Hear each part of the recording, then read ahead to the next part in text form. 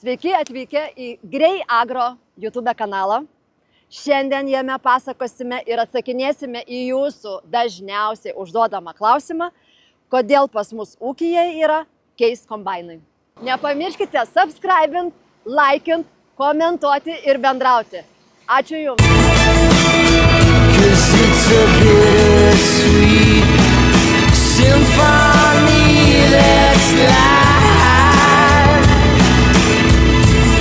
Svečiuose turiu Paulių, Dotnuvos Baltic produktų vadybininką, kuris man į ūkį atvarė šį gražų komplektą.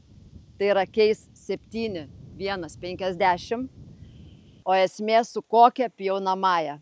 Magdon pjaunamoji. Kada įsigijot pirmąjį komplektą? Taip, pirmasis mūsų komplektas. Taip, pamenu, dar tik buvo pati pradžia, bet aš jau tuomet, truputį nesutikau, kad ta pjaunamoji būtų tokio pločio, bet, tikrai Martynas turėjo argumentų, kad, ta prasme, reikia pravažiuoti, yra mažų labai laukų ir aš jau atsigriepšiu ant greičio, apkrausiu kombainą, bet tas reljefas laukų dydis plus pravažiavimai.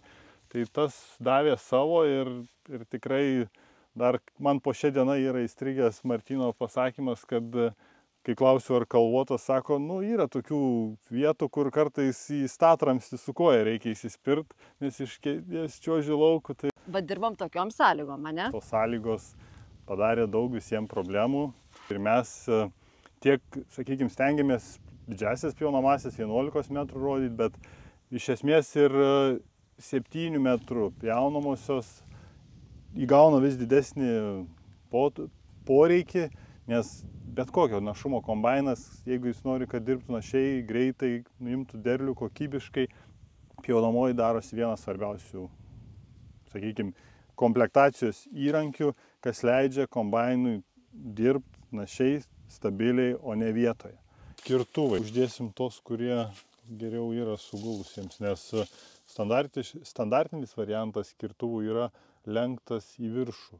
Tai jeigu bus kokių pagulusių, gausis, kad glemš po apačią. Uždėsim tos skirtus realiai ryžiam, bet labai yra pasiteisinę ant kviečių. Bandom. Aukščiausia padėtis palaikoma nuo ratukų. Toliau turime pavažas, jos yra išdėstytos 4 per pjaunamosios plotį. Keičiant jų padėtis, mes vėl turim momentą, kada keičiant atakos kampą, ant pavažos yra keičiamas pjovimo aukštis. Jeigu tai yra ten kažkokia durpė, kur sakykime, irgi sudėtingas kopijavimas, vėl pavažos statomos į aukštesnę padėtį, pasispaudžia kažkiek į durpę, irgi tolygiai išlaikomas pjovimo aukštis, kad ir žemiausiai padėti. Ir pats skutimas, pati žemiausia padėtis, tai yra pavažos po dalgiu. Ir čia turim suverčiama pjaunamoji maksimaliai ir pjaunama žemiausiai padėti. Tai šitas momentas yra, kad jeigu imant, kaip išlaiko tą aukštį, tai turime mechaninį kopijavimą. Tai šitoj vietoj pirmiausiai tai yra spiroklės. Spiroklės pats svoris pjaunamosios yra perkeltas ant nuožulniosios kameros ir šitos spiroklės, kada mes jas atrakinam, pati pjaunamoji įgauna laisvumą kopijuoti žemės paviršių. Nepriklausoma pasidaro. Taip, nuo savo svorio, svoris perkeliamas ant spiroklių. Ir kitas momentas yra, tai yra 25 pėdų, nėra to pločio pačio didžiausio, bet vis tiek dėl kopijavimo, tai čia atrakinam sparnus ir pats dalgis įgauna lankstumą.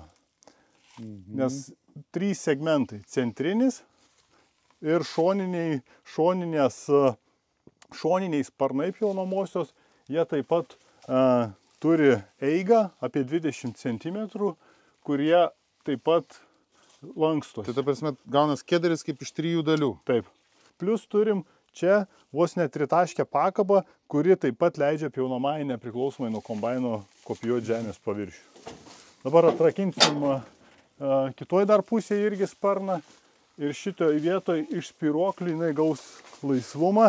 Tai čia jau atrakinus pilnai galima jau pjaunamąją kilstelt, nes jos svoris jau persidoda ant nuožulniosios kameros. Tai čia turim tą patį procesą realiai. Atsirakina. Tiek vienoje, tiek kitoj pusėje toks pat. Atsirakina sparnas vienoje, kairiai, dešiniai pusėje, plus spyruoklė. Iš kairės ir iš dešinės pusės, nes ir pavaizduota. Atrakinta, užrakinta. Tai ką operatoriaus darbas realiai, tai prieš baigus darbą, prieš dedant ant vežimėlio, jisai aišku atsijungia kardaną, hidrauliką, elektrą, plus užrakina spyruoklės, užrakina sparnus abiejose pusėse, nuleidžia pjaunamąją ant žemės, aišku prieš tai neatjungęs, nuleidžia pjaunamąją ant žemės, užsirakina jinai tiesiog, suvaikšto ir viskas, dedam ant vežimėlio.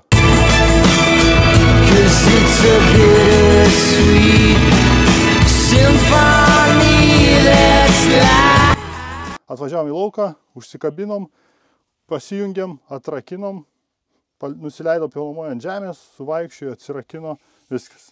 Pradedam darbuotis. Taip, čia vaizdas įprastas. Kitas kaip ir 5:40. Viskas savo vietose. Tinas pasiruošia darbui, nusima laikrodį, nusima kepurę. Taip. Dirbant, keičiam atakos kampą su centriniu cilindru. Centrinis Ta prasme, pasiverš žemiau aukščiau, jo? Taip. Tai keičiant atakos kampą, turim pjovimo aukštį. Plius nusileidžiam pačią pjaunamąją, šalimais turim diagramą, kuri yra nuo 0 iki 4. Tai šitą diagramą taip pat nuleidus pjaunamąją, ta diagrama rodo spaudimą į žemės spyruoklių. Tai turim realiai nusileidžiam iki 2-2,5. Tai tas pjaunamosios eigos kampas yra. Tai vienintelis dalykas, kada jeigu jau pjaunamoji yra ten spaudžiama daugiau, arba tenais jau nebeda, arba jau kažkur reljefas leidžiasi staigiai žemyn, tai potenciometras nuožulniai kamerai jau tada duoda signalą, kad reikia, tarkim, nuožulniai kamerą prileis žemiau. Paspaus. Taip, arba kilstelt aukštyn. Jisai net nevarto priverstinai kederio? Varto, tai tu dabar kitoj pusėje šifto mygtuką nuspaudus. Supratau. Nes aš mėgstu, žinai, matau, kad jis pakrypęs, aš jį pasilyginu. Nu, nesvarbu, čia nesilyginu. Stabdis.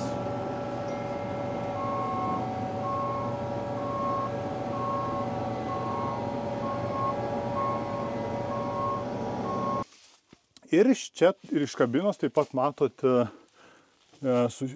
šitos juostelės vaikšto ir čia rodomas yra sparnų eiga. Kiek viena kairė ar dešinė pusė, kiek jinai kilnojasi. Ir realiai tiek. Aišku, vizualiai atrodo kažkas sudėtingiau, bet iš tikrųjų tai čia turime patį hidraulinį baką, kuris sakykime, tepalas hidrovarikliai tai yra diržui, centriniam diržui paduodančiam į nuožulnėje kamerą ir viskas. Iš kombaino reguliuojasi, atsiprašau, dar plus sraigutė viršutinė, kuri yra, tai jinai taip pat yra, jeigu turim žemesnės kultūras, tai žemesnės kultūras, tai jos yra atjungtos ir jos nedirba. Bet jeigu kalbam apie rapsą, apie šiaip kokius rugius, tai jos irgi jungiamos tam, kad paduotų irgi masę greičiau į nuožulnėje kamerą. Tai patys lenktuvai, atpjovėjai yra reguliuojami jau iš kombaino, jau su kombaino hidraulika. Kas liečia pačią priežiūrą, tai irgi. Taip, turim ten tepimo taškus keletą pjaunamosios, turim, kaip ir kombainui, sakykime, yra atliekamas techninis aptarnavimas realiai kas sezoną, tai pasikeičia filtras, pats tepalas sistemoje yra keičiamas kas 1500 darbo. Filtrą pakeitė ir važiuoji toliau. Nes tikrai papildomai nieko daugiau daryti nereikia. Sraigutė. Arba įjungta, arba išjungta. Taip. Ir turim, pavyzdžiui, tas, sakykime, kaip ir kombainas, kad turi mažai tepimo taškų ir ta prasme, kad būtų operatoriui kuo paprasčiau jį prižiūrėti, taip ir čia sprendimai yra padaryti paprasti. Ar imsim naujausią modelį, ar D1 tipo, tai diržo įtempimas, juoda balta. Operatorius eina, pažiūrėjo tiesiog į šitą skalę, juoda balta, per vidurį, viskas. Jokių tempimų nereikia, diržas įtemptas teisingai.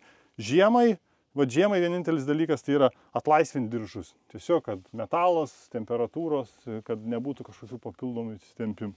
Viskas. Dabar vis tiek gaunasi tas keteris, čia irgi daug judančių dalių.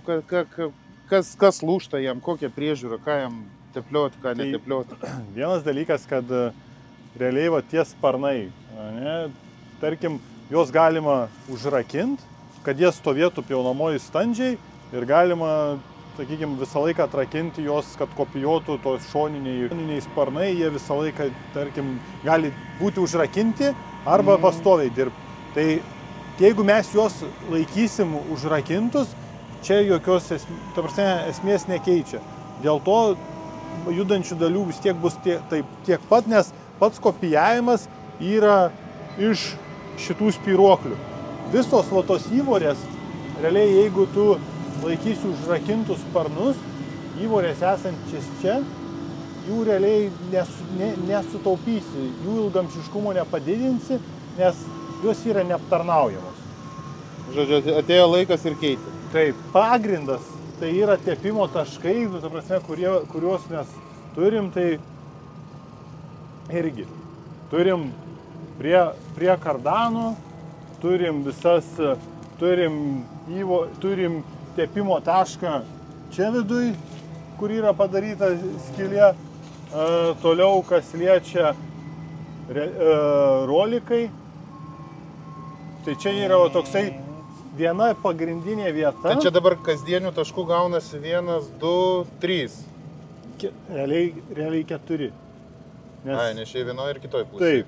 Tai va čia yra vieta, kurią mažiausiai tepama, o reikia tepti kasdieną. Nes priėjimas yra, va dabar kaip jaunamoji pasikelia, atsifiksuoja dangtis. Atsifiksuoja šitas apatinis dangtis ir tu realiai tada prieini prie šitų įvorių, prie tų golių. Tai dėl tos priežasties ir yra, kad tokia vieta, kurią, sakyčiau, dažniausiai užmirštame. O visa kita, dalgio, sakykime, pavara, lenktuvų, visi tepimo taškai net nėra aptarnaujami kas 10 valandų. Prieš sezoninis pasiruošimas tai yra, kaip pirmais minėjau, atitraukti tie patys diržai atlaisvinti, tai pasitikrinom tos pačius golius esančius čionai. Jo, goliavietas visas persėjinė visas goliavietas, plus būgno pasitikrinam, centrinė guolis sraigė centrinis. Tai va čia tos vietos, kurias tikrinam prieš sezono metu turim tokias tepimo vietas, kurios, sakykime, mažiau prieinamos ir būna, manau, pamirštamos vien dėl to, kad jeigu užsikabinai pjaunamąją, jau realiai užsikabinai pjaunamą ir nepasidėbė, jau padės ant vežimėlio neprieini. Važiuojam. Realiai dabar turim ant dvejeto, plius dabar suvertimą.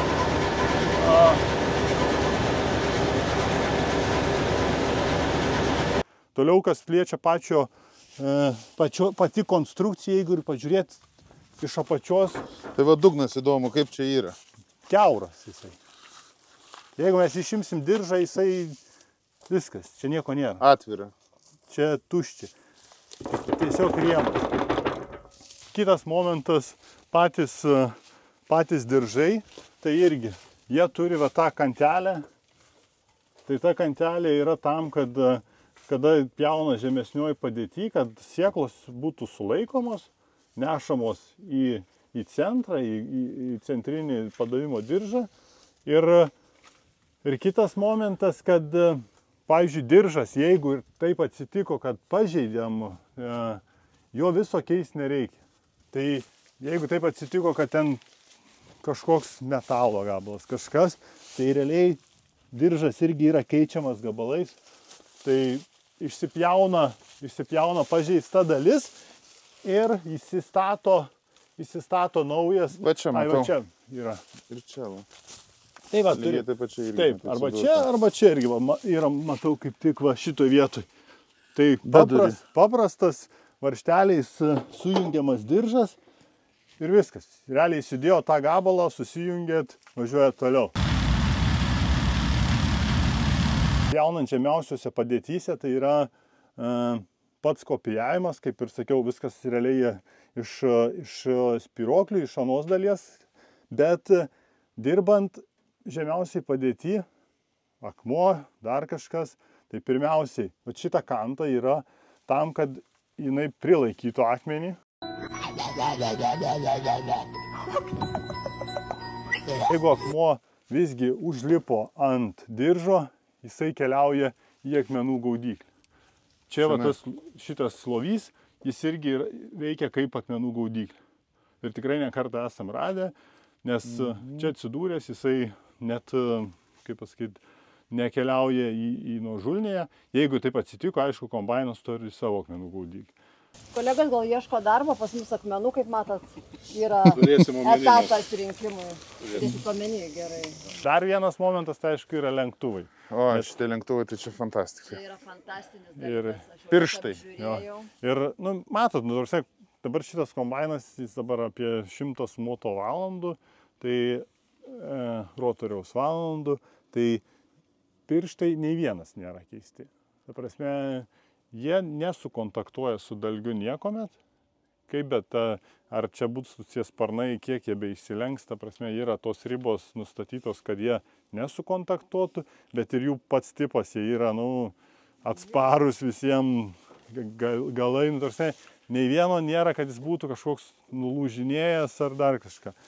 Čia jau irgi yra, kaip pasakyti, pačio Magdono konstrukcija ir atakos tas keitimo kampas. Tai pačių lenktuvų irgi galima pakeisti atakos kampą tam, kad masė labiau imtų iš toliau, šukuotų ir prikeltų, arba kitas momentas tiesiog čiut paspaudžia ir išsitraukia. Čia įlenda, tai taip. Ir jos kaupėsi ir kaupėsi. Ir po to pirštukai tampa tokie labai stiprus. O šitą pjaunamoji tai keičia požiūrį visiškai į darbą. Nesuprantu, jinai gyvena savo gyvenimą. Čia ir yra momentas, kad imant, kaip tas kalbam apie tą ratinį vikšrinį kombainą, kad vikšrinis kombainas geriau kopijuoja. Taip, jis, ta prasme, vikšrinis geriau kopijuoja, bet momentas toks, kad būtent kaip su ta pjaunamąja lyginant, tai jinai kopijuoja atskirai nuo kombaino. O nesuprantu, aš sakau pripratęs, kad kėderis yra pakabintas ir tu jį tvarkai, o čia pats. O čia jinai nepriklausomai nuo kombaino dirba ir plus tas masės padavimas irgi. Jis ten kažkoks guzas, bet vis tiek tas tolygesnis masės padavimas. Tikrai šitoje vietoje, kad yra visokių tokių sugulusių kombainų, tai irgi yra darbo kokybė, tai irgi daro įtaką. Čia mes irgi ta 25 pėdų pjaunamoji, kažkaip irgi kalbantis ten, kokia pjaunamoji geriau paprasta ar tokio tipo, tai sakau, 9 metrų pjaunamoji yra ta, kur tu gali ar dėti ar standartinę varijo, kaip mūsų variantas, ar ten su įstumiamu stalu, arba jau, jeigu yra kalvotos, dar kažką vietos, gali jau galvoti apie ten lankščią juostiniam pjaunam. Bet momentas toks, kad ko dabar ir ant tokių jau, ant mažesnių, sakykime, pjaunamųjų, irgi ateina poreikis toks pat, nes kad ir 7 metrų ta pjaunamoji, bet jinai irgi tą patį daro. Esmė yra... Tai kad kombainų našumas jau nebepriklauso nuo kėderio dydžio. Tai realiai tas pats vikšrinė važiuoklė, nu, tai daugelis nori vikšrinės važiuoklės arba investuotų į ją, bet tai yra didelės sumos ir renkasi, tarkim, ratinę važiuoklę, taip ir automatika. Jinai darosi neatsiejama kombainuose, bet iš kitos pusės vėl, žiūrint į mažesnio laidumo kombainus, ar ta automatika tikrai reikalinga, vėl klausiu. Ko aš noriu, tai automatinio vairavimo. Tai. Nes tas dalykas, jisai, efektyvina darbą iš tikrųjų. Nes tarkim, kadangi pas man mažas skederis, aš turiu pastoviai laikyti tempą aukštą. Kai aukštas tempas, tai tu pradedi vis tiek plaukti. Tai va šitoje vietoje automatinis vairavimas. Netgi tas pats automatinis vairavimas, jisai visą laiką būdavo toks, kad pakanka to mažiausio tikslumo. Čia irgi yra ginčytinas variantas, nes realiai, jeigu tu turi mažiausio tikslumo vairavimą, vėl paklaida, kuri gaunasi realiai koksai tai... Vėl tie patys ten 20-30 cm pabėga. Apie pusę metro tu turi paklaidą ir vėl toksai, aišku, patogu, bet tu negali užpildyti pilnai pjaunamosios pastoviai. Tai žmogus, kuris mane išmokė kombainuoti. Mano mokytojas. Imam. Jinai, žino, gyvena savo gyvenimą. 3 dalių. Gerai. Man pasako, vyrai čia parodoj buvo, tai sako, tai technika ant šonus neša, laikys neužkiš. Sraigė mažikė pasako. Viršui, tai per viršų eina sraigė. O, ką viršui neša? Gal ne viską, džioblinu. Dalius pas mus yra ilgametis darbuotojas. Kiek metų patirtis jau? Tai aš visą amžių kombainuose. Taip, ir jisai yra dirbęs su įvairių modelių ir markių kombainais. Kokia tavo nuomonė apie Keis? Pati geriausia šiuo momentu, negaliu girti, bet dar geresnių neteko dirbti. Šiaip lengvai reguliuojasi, klausau greito operatoriaus. Jei kokią reguliavimą, kokį darai ten, ar valymą, ar barstymą, vienu žodžiu, kas priklauso kombainu, kad švariai valytų ir mažiausiai nuostoliai būtų. Greitai tą pagauni. O su kitais būna problemų, tai perkulimais, ten paskui ten gražinimai, perkrovimai, sietų gaunas. Čia, aišku, viskas priklauso nuo visų, kaip sako, nuo tarpinės, tarp vairo ir sėdynės. Mano mėgstamas posakis iš tikrųjų. O šiaip tai fainai kombainiukai, kratiklinių gali nenorėtų jau daugiau turėti. Su kratuma lenta ten, vienu žodžiu, ten daug reikalų būna, jeigu kokia žolėta ar ką, tai valymui, profilaktika ilga labai būna, tai geriau jau šitas variantas. Tai va, čia yra žmogaus su milžiniška patirtim nuomonė. O vėl grįžtant prie kombaino konstrukcijos 140 ar 150, tai sakykime kažkokių, kaip Keisas jau nuo 77 tą rotorių gamina vienos konstrukcijos, aišku, patobulinimai kitom rinkom, kitokio diametro truputį tie rotoriai, bet pas mus jau, sakykime, Pabaltijoje, Europoje, pirmieji ten, kol atvažiavo su žemais pragilais, buvo viena, tai buvo greit suprasta, kas yra mūsų rinkai geriausia ir kokį paimsi modelį 140, 150, principas tas pats. Masė tarpusavį pertrinama, ten sausi, drėgni, bet kokį, suprasme. Valysiu tavo, taigi normaliam kombainė sėdi. Penktadienis visgi motina. Eikstu. Tavo rekordas su penktuku yra kiek? 1066. 1066. Su septintuku kiek pavarytum? Tai gerai, vien 1066 mes kokie 10%, gerai 15 paklaidą, tai 900 kokių 30. Vienu žodžiu, duotum švaraus ploto. Duotum svongo. Su šituo nežinau. Metai nebe tie jau, nugarą nebelaiko, kojos netos. Tai kaip tik reikia galingesnio kombaino, aš galvoju, metam nebe tiem. su kiekvienais metais, kad trumpiau dirbta. Iki 5. Nu, o penktadienis jau dabar būtų galima. Žinai, kas būtų tada? Vis tiek dirbtum iki tiek pat. Tai prisigalvotum darbų.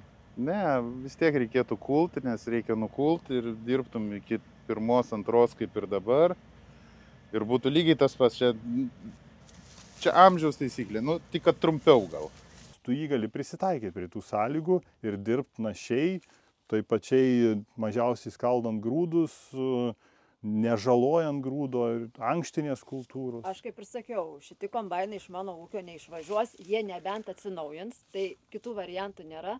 Ir vat labai gerai tu paminėjai tuos kelis momentus. Kūlė, mes puikiai susitvarkom su šlapiais, atidrėkusiais grūdais.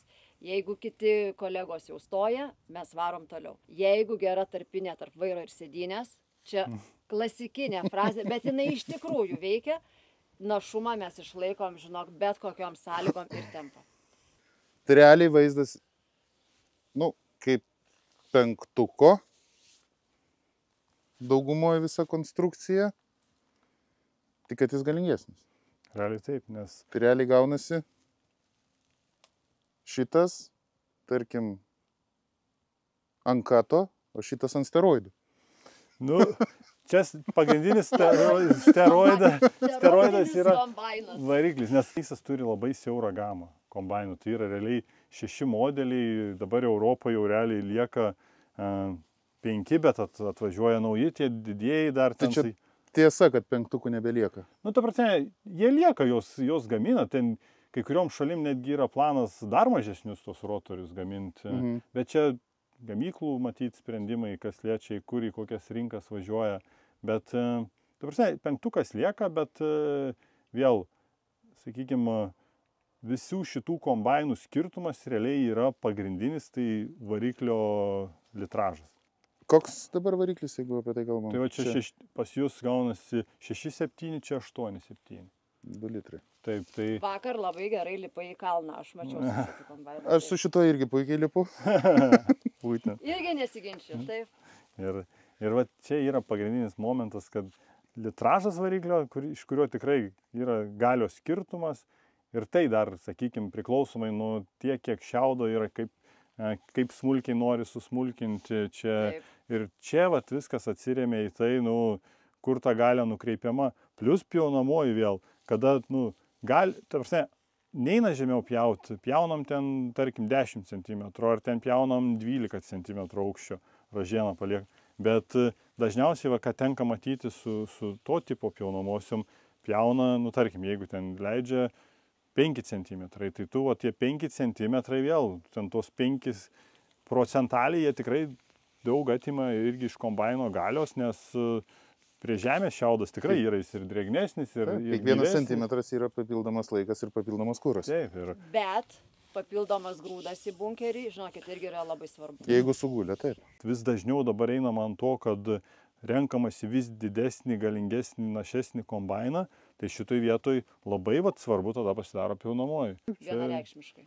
Be abejo, McDonald's jisai labai gerai kopijuoja, tai gali būti ir ilgesnė, teisingai, kad ir ant sugulusių irgi susitvarkys, kaip suprantu, puikiai. Visada ūkyje žiūriu efektyvumą. Kiek įmanoma įspausti visame kame efektyvumą. Su šitais kombainais aš jį spaudžiu 100%. Viskas. Martyno posakis, kurį aš tikrai dažnai naudoju apie operatoriaus darbą su kombainu rotoriniu, kad tas pats pobūgnių tarpas.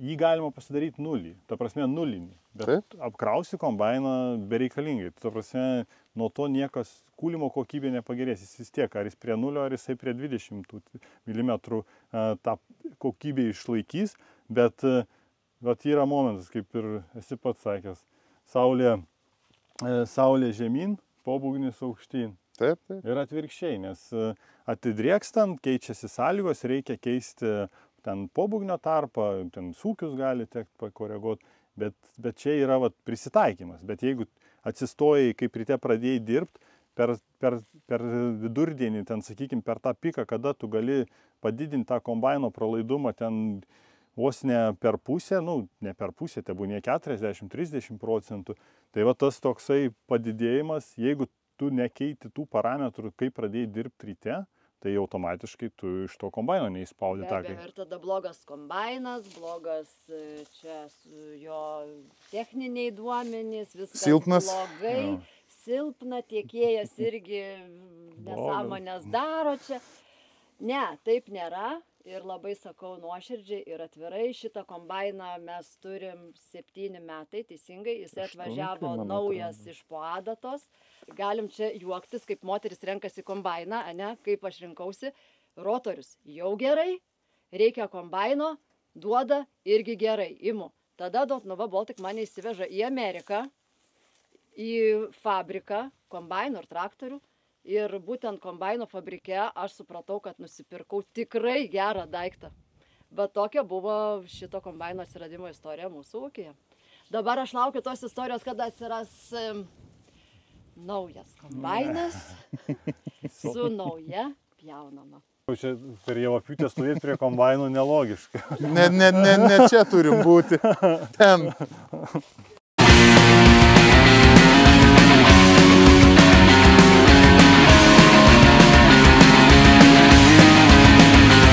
Kodėl pas mus yra 2 Case 5140 modeliukai? Todėl, kad jie yra iš tikrųjų kompaktiški, nedideli, sąlyginai galingi ir labai manevringi. Mūsiškis kombainas yra, jisai paprastas. Man patinka, kad paprastumas. Lengvai valdosi, lengvai reguliuojasi, greitai apsitarnauja ir nereikia ten prie jo trepentis belekiek laiko, kad pasiruoš darbui. Tai jei prasitepėjai ten 4 taškus, prasiputėjai filtrą, išsivaliai kabiną ir šutinį dirbi. Kantrus kombainas, rimtai dar nebuvo pavedęs. Aišku, matėt, kaip pernai vienas ratas, šiemet kitas ratas.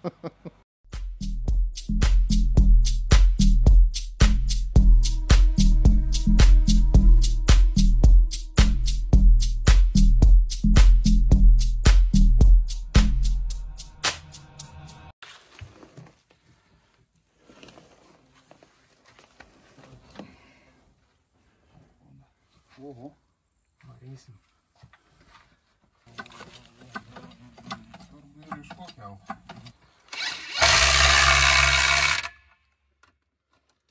Ką, susikrauti viską beliko. Ir vėl formui.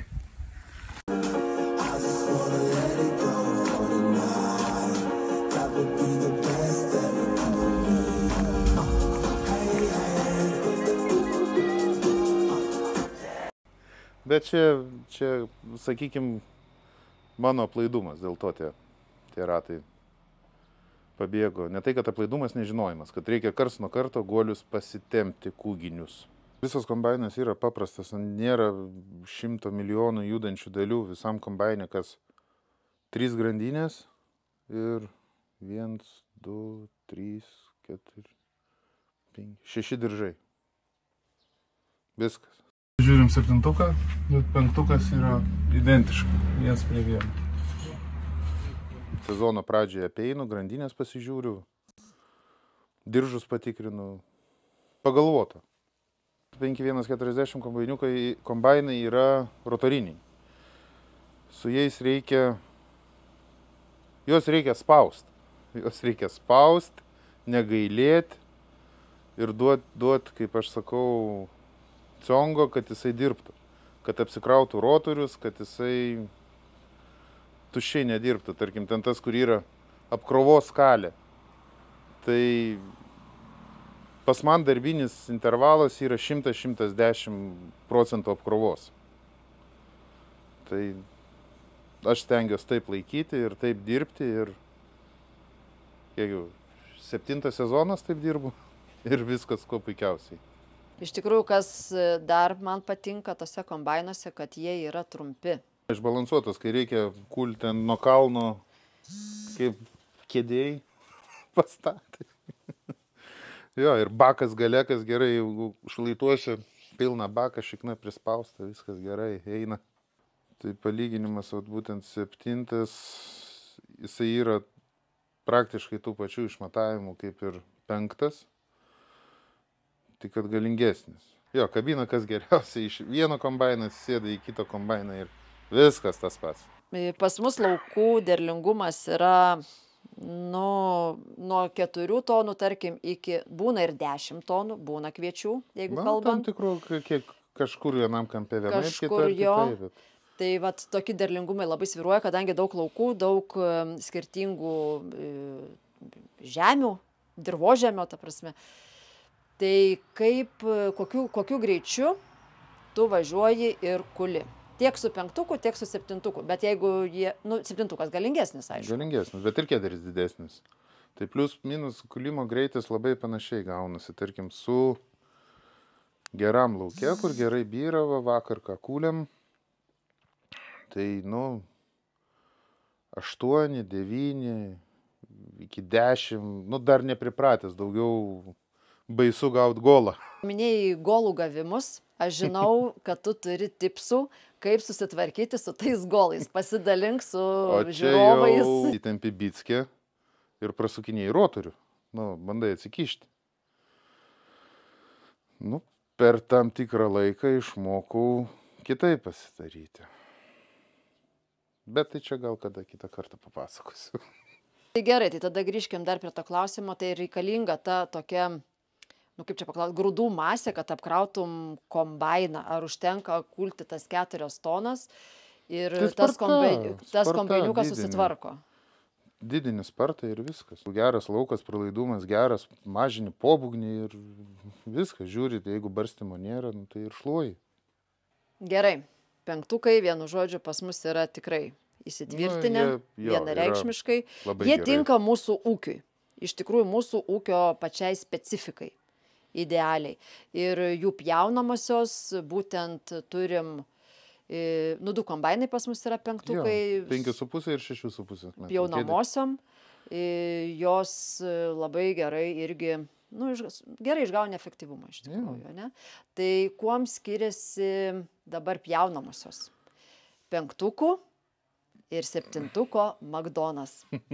Įmanoma lyginti tarpusavėje, ar tiesiog net neapsikraunam ir nelyginam? Šitoje vietoje aš jau skaitau, kad aš kombainuoti moku, sugebu ir patirties tame yra ir visa kita, bet su Magdonu aš keliu rankas, aš pakeičia biškį požiūrį į patį kombainavimą ir į visą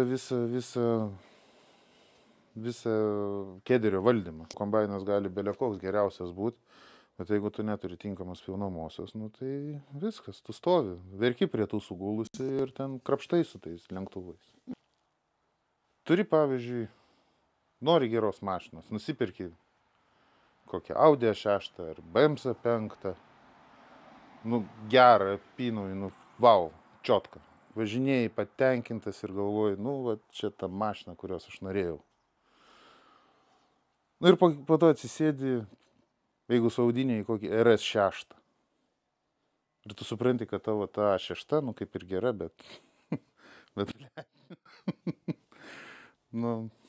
Jie kaip ir panašus, tie 5 su 7, ne? Ir manau, kad ir 6 serija, ne, kuri viduriuką čia patenka, kurios mes nesam bandę, bet tai yra, basicas tas pats. Bam. Į kiemą įrėda 7. 7. Ir taip stovi ir supranti, kad Svajonės pildosi. Atsargiai svajokit. Jo, tai tas apie ką tu vis pagalvodavai, paukšt. Kas labiausiai patiko, kad aš išlipau iš savo kombaino, atsisėdau į tą naują 7150 ir tas pats, viskas tas pats. Viskas taip pačiai, tie patys kabliukai, tas pačios knopkės, ta prasme, viskas pažįstama. Ką tept, kur eit, ką žiūrėt. Kaip gaunasi toks update'as. Tik tai, kad dar ir galingesnis. Iš tikrųjų, bijojau, kad Magdonas, kadangi jisai, realiai jisai šliaužia žemę ir, skuta. Kaip bus su akmenim. Ir nieko. Dzin. Jis perlipa, peršliaužia ir nieko. Iš tikrųjų labai gerai, kad gavom tą demo pasibandyti ilgesniam truputį laikui, tai yra savaitgaliui konkrečiai, ne? Jo. Ir buvo galima realiai įsitestuoti viską, o kaip sakau, jeigu dar papuola keis kombainas į Martyno rankas, į tas teisingas rankas, kur žmogus tikrai, pravalgęs dantis, kaip sakau, tose kombainuose. Jo, pažįstu kiekvieną garsą jo. Ir būtų, ta prasme, kombaino keitimas visada, kai tu turi techniką, tu nori atsisėsti į tokią pačią, bet geresnę. Na tai va čia va tas variantas ir yra. Geresnis. Nežinau, kas po to galės būti geresnio. Bet kai tu pažįsti daiktą ir žinai kiekvieną jo detalę ir tau net nekyla klausimų, ką čia daryti, jau tu žinai viską, ką daryti. Ir čia naujas daiktas, kuris aiškus. Pjaunamoji naujas daiktas visiškai, turėjai susiformuoti naują požiūrį, turėjai išmokti dirbti su ją, bet labai greitai, kaip mačiau, perpratai. Tai buvo tokių klausimų, kas bus su tais peiliukais, jeigu akmuo bus kažkoks, dar kažkas. Bet jinai, kadangi gravitacinių, tokių kaip savo svorių, jinai šliaužia palei žemę ir kiekvienas pasipriešinimas, kiekvienas kliūtis, jinai pats kėderis jisai vartosi ir taip, nepriklausomai, ne nuo manęs, ne nuo knopkės, ne nuo elektronikos, o nuo svorio spaudimo. Šiaip apie tą kėderį, manau, mes padarysim kitą atskirą laidą, apie tai pasišnekėsim, nes jis visgi lieka pas mus. Savaitę pradėjom šitą žygį. Turėjom lygiai prieš savaitę, atvykom, buvo šiaip tokių pertraukų, bet išbandėm, apkalbėjom ir patys pamatė. Tai smagu, kad šiandien stovim prie visiškai naujo, jūsų jau nuosavo. Ir nebe demonstracinio, tai energijos tikrai pakanka, o jeigu kada pritrūktų, palaikys šitą. Jėga, ačiū. Sveikinam labai. Ačiū labai. Aš nuo savo pusės pasakysiu, kad pardavimo prasme įvyko gana greitai. Nes praktiškai nereikėjo pardavinėti, reikėjo tik atvežti ir atiduoti į teisingas rankas, kad žmogus teisingas įvertintų ir tada priimtų sprendimą savo viduje, nes čia yra didžiausias, sakykime, toksai privalumas, kai technika vertinama to, kas su ją dirba. O mūsų darbas buvo tik tai, kaip sakyt, viską gražiai, viską sustiguoti. Tai tas stygavimas atsėjo nei daug nei mažai savaitę. Tikimės, kad tą savaitę jums neprailgo. Tuo labiau, kad turėjot su kuo pakeisti tą savaitę, padirbėti. Tai aš tai labai noriu palinkėti, kad jūs užbaigtumėte šitą javapjūtę kaip įmanoma greičiau, kad nebebūtų daugiau nepalankių oro sąlygų ir kad ateityje visada žinotumėt, kaip sakant, kas jums gali padėti ir pagelbėti. O šitas raudonas daiktas, aš manau, kad jisai į jūsų kolekciją raudonų daiktų labai gražiai įsipaišys. Tai sveikinam su to, norime, reiškia, įteikti tas tokias simbolinės dovanas, iš pradžių operatoriai. Ačiū. Ir šeimininkai. Ačiū labai. Perduosiu. Ačiū labai. Tai gerų darbų, gerų derlių. Dėkui. Labai. Aš kaip sakau, svajokit atsargiai, nes svajonės pildosi. Ir mūsų atveju ta svajonė įsipildė, aš manau, čia labai per rekordiškai trumpą laiką, per savaitę laiko suderinti demo ir naujo kombaino įsigijimą su nauja pjaunamąja. Tai čia reikalinga tik tai gera komanda stipri, ilgalaikė partnerystė, ką mes ir turim iš tikrųjų.